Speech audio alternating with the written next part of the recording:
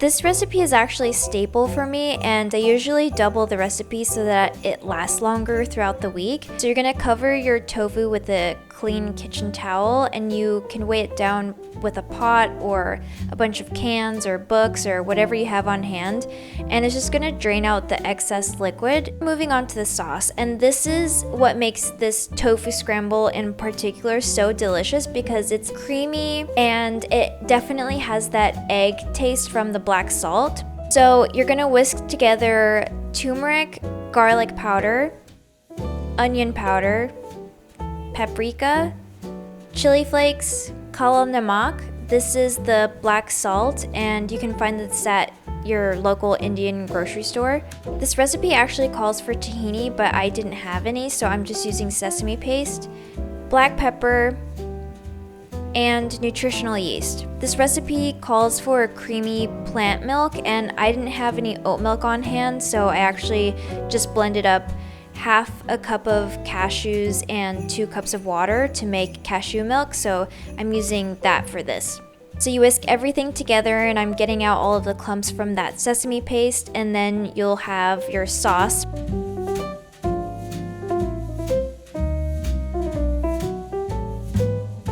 Moving on to the pressed tofu, we're gonna crumble it in our hands into chunks, and I feel like there's an art to this that I still haven't gotten down entirely, but you just make sure the chunks aren't too big or too small, and kind of press in on the corners, just because you don't want it to look or feel like tofu. You want it to actually feel like eggs and it have that that shape and that texture and everything.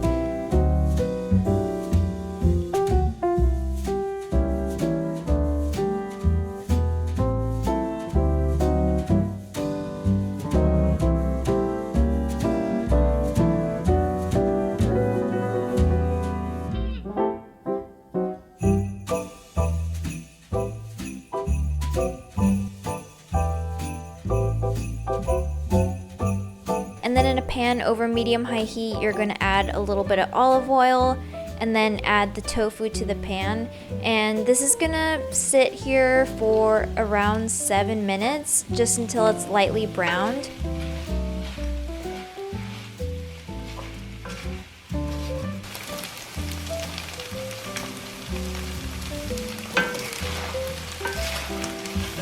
And once your tofu has browned a little bit, you can add the eggy sauce mixture, and you just fold to combine using a silicone spatula. And this part, it doesn't need to be on the heat for much longer. You really only need it to be on here for like 30 to 60 seconds, depending on how creamy you want it to be.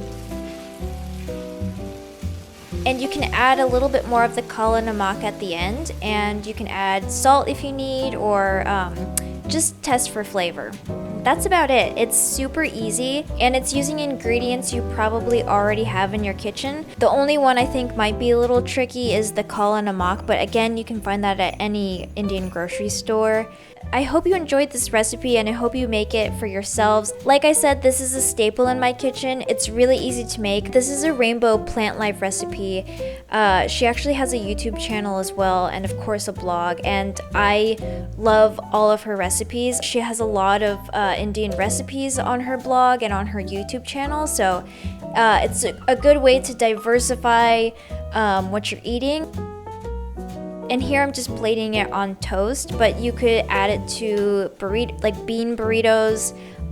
You could eat it with tortillas, anything you would add eggs to normally. Even like a breakfast sandwich would be good with this on it, like maybe a sausage patty and like some eggs on it. That sounds really yummy. But yeah, if you try this, let me know what you think, and enjoy. Thank you so much for watching.